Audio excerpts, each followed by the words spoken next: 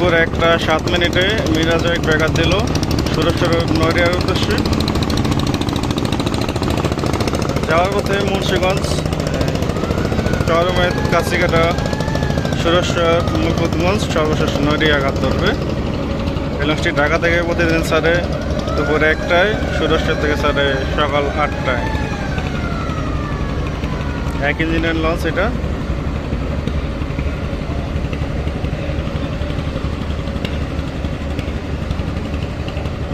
একবার মাঝ নদী যায় ঘুরবে লঞ্চটি, ব্যাঘাত দিচ্ছে কড়াকড়ি ভাবেই।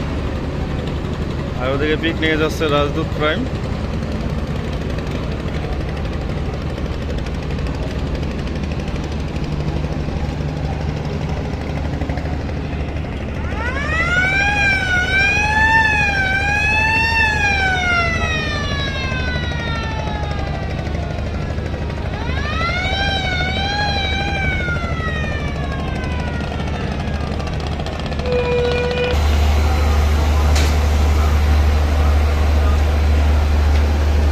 আরো মালামাল উঠানো হবে লঞ্চে, তো লঞ্চের সাথে এই টলাটা বাঁধা হবে এখন।